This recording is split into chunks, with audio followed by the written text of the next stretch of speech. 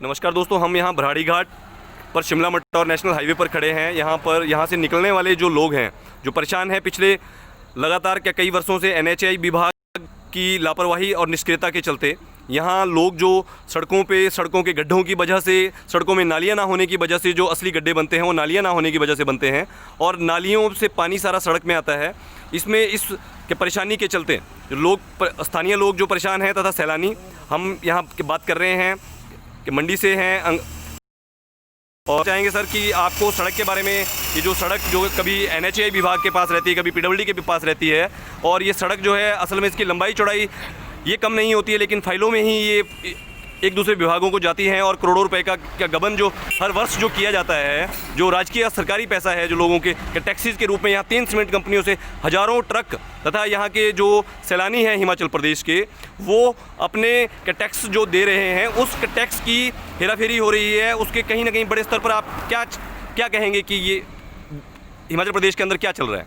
हम तो यही कहते हैं कि जो गड्ढे जितने भी पड़े हुए हैं रोड के ऊपर, ये ठीक होने चाहिए, और जो जितने भी पीडब्ल्यूडी की लैंड है एक्वायर होनी चाहिए, और ताकि आने जाने वाले को, कोई गाड़ी वालों को कोई दिक्कत ना हो। सर, इसमें विभाग वालों से हमारी बात हुई थी, तो विभाग वालों का कहना है कि एक्विजिशन करने का प्रोसेस बड़ा लंबा है और एक्विजिशन करने में हमें दिक्कतें आती हैं, एक्विजिशन कर पाना थोड़ा मुश्किल रहता है। वो हर बार वो एक्विजिशन की जो फाइलें हैं उनको मूव करने से डरते हैं। क्या आपको लगता है कि वो फाइलें जानबूझकर मूव नहीं करते, या वो कंपनसेशन देने से, कंपनसेशन जो देना है वो तो सरकारी पैसा है और वो ज़रूरी है और वो देना पड़ेगा, जिसका भी बोनाफाइड जो क्लेम है वो भी देने चाहिए, उसमें हम विरोध नहीं करते, लेकिन क्या वो देने से जो आनाकानी होती है उसकी वजह से ही कहीं ना कहीं सड़कों का जो निर्माण कार्य है वो रुका हुआ है?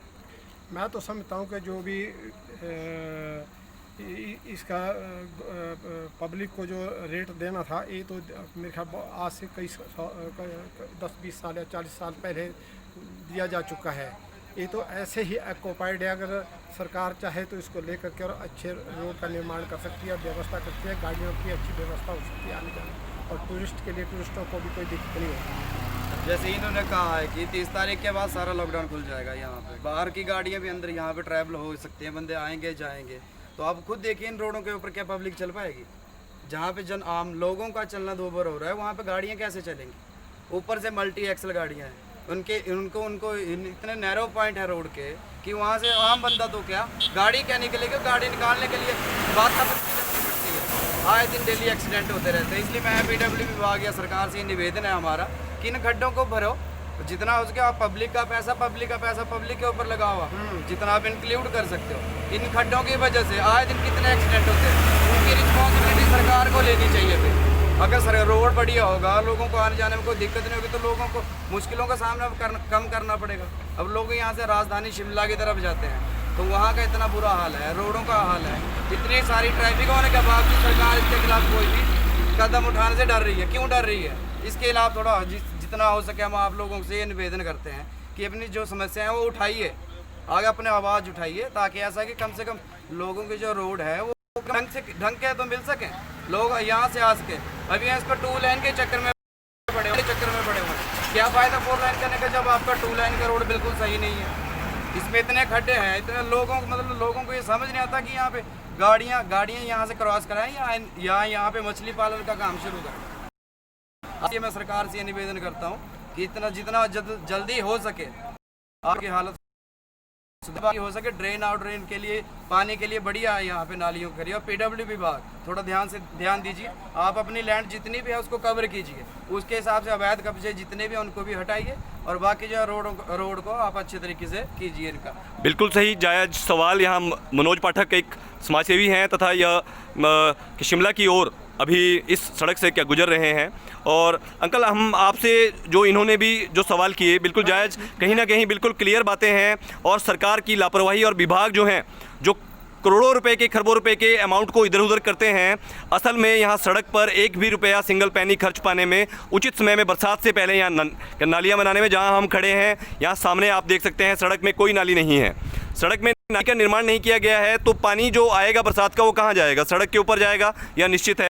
कि मनोज ने कहा अगर नालियां नहीं होंगी तो पानी सड़क में जाएगा, सड़क टूटेंगी, और जो सड़कों पे पैसा लगा है वो पैसा हमारा था, वो इस वजह से टूटा क्योंकि जो आप निष्क्रिय अफसर जो सिर्फ सीटों पर बैठकर करोड़ों रुपए को ऊपर नीचे जो घुमा रहे हैं, उन्होंने कभी मौके पर आकर मौके के जो जायजे हैं वो नहीं लिए गए हैं। कोई रिपोर्टें के मामले में नैरो पॉइंट, ब्लैक पॉइंट जितने भी नहीं भर, तो सरकार से यह मांग क्या करते हुए अंकल आप सरकार से क्या मांग करना चाहेंगे?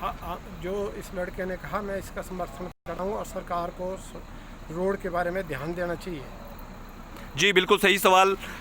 खरबों रुपए के टैक्स लेने वाली सीमेंट कंपनियों से सबसे टैक्सेस के रूप में जितना पैसा आता है, बिजली प्रोजेक्टों से जितना हिमाचल में पैसा आता है, हिमाचल सरकार उस सारे का हिसाब दे। लेकिन हिमाचल सरकार क्या घाटे की सरकार है और हिमाचल सरकार हैं, समझ नहीं आता है कि पैसा खर्च कहाँ किया जाता है। असल में लाइफलाइन है लोगों की सड़क सुरक्षा।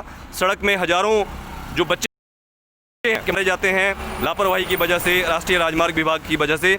लोग यहाँ विरोध कर रहे हैं कि राष्ट्रीय राजमार्ग NHAI विभाग को जो यह सड़क जो है जो दी जा रही है, जो वापस PWD को दी जा रही है, वो बिल्कुल गलत है और उसका विरोध किया जाएगा। वह भाजपा सरकार ने इस नाम पर अपनी सरकार बनाई थी कि अब केंद्र की बारी है, हिमाचल में सरकार हमारी है, उस नाम पर वोट लिए थे। सारे वह सांसद दिल्ली में जाकर किन ऑफिसों में दुबके पड़े हैं, उनके क्षेत्र के लोग यहाँ पर मर रहे हैं सड़कों पर, जानलेवा सड़कों पर हालात बदतर हैं, लेकिन वो सिर्फ मात्र चुनावों में दिखेंगे क्योंकि दिल्ली में उनकी कोई भी उनकी हैसियत नहीं है, कोई भी केंद्रीय मंत्री उनको पूछने वाला नहीं है, ना वो अपनी बात को वहाँ उठा पाते हैं।